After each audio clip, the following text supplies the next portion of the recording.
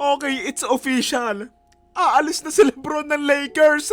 Lakers ko kawawa. Sino na lang papanoorin ko sa Lakers? Si Luka tsaka si AR, tapos sino pa? Mga Barney and Friends. Umaasa pa ako noong una na rumor lang, pero ayun, kinonfirm na nga ng Lakers. Awa si Bronny, mapapalayas na ng Lakers.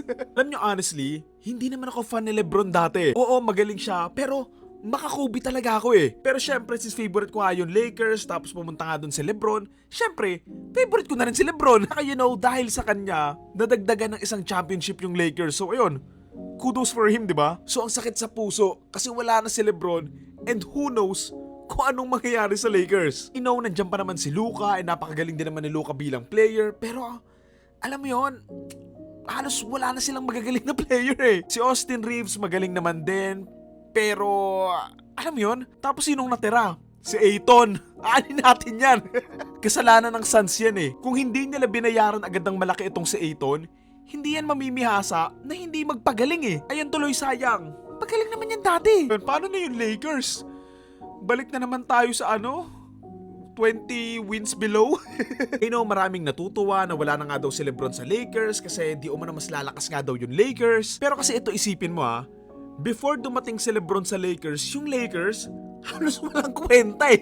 I mean ngayon naman, nandyan naman si Luka, pwede nga silang mag-build nga kay Luka, pero again, gaano katagal aabutin yun? I mean, yeah, maganda rin naman na mag-start over na nga sila kasi this past few seasons, hindi rin naman maganda yung kinakalabasan ng mga seasons nila, paulit-ulit nga lang yung kinakalabasan. And so siguro, maganda talagang mag-fresh start na lang sila. Kasalanan din talaga ng Lakers yan eh. Kung kumukuha sila ng magagandang players, ayun, baka hindi na umalis si LeBron eh. Ako po si LeBron, pupunta na to ng Golden State.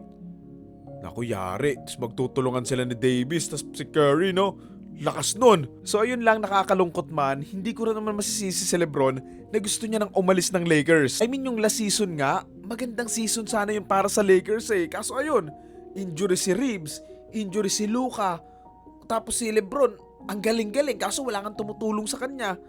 So alam mo yun, parang mas okay na bago pa siya umabot ng 50, papunta muna siya sa ibang team. Sayang oras eh. Tsaka hindi na bumabata si LeBron. Maswerte nga silang magaling pa si LeBron last season eh. And kudos naman din for LeBron for leaving the Lakers at the right time. I mean, I think nabigay naman na niya lahat sa Lakers. Nabigyan na nga na niya ng championship and everything. And okay na rin naman yon. Ang tagal din naman niya sa Lakers kahit na wala naman ding masyadong nangyayari sa kanya maliban doon sa isang championship. Pero ayun, at least 'di ba, nagstay naman siya kahit papaano. So yun lang, naaawa lang ako sa Lakers ko. Sana mabuhat sila ni Luka and may makuha silang maganda ngayong free agent pero I doubt. Saan kaya pupunta tong si LeBron? Pag ito nagpunta ng Golden State, naku po. Sana mag-Cavs siya or Miami Heat. Sino pa ba? Ayun, or Rockets, pwede rin. Yun lang naman, sobrang nabigla lang talaga ako dahil kinonfirm na nga na aalis si LeBron and wala. That's life eh. Anyway, ayun lang. Kayo ba? Nalulungkot din ba kayo sa pag-alis ni LeBron? Let me know.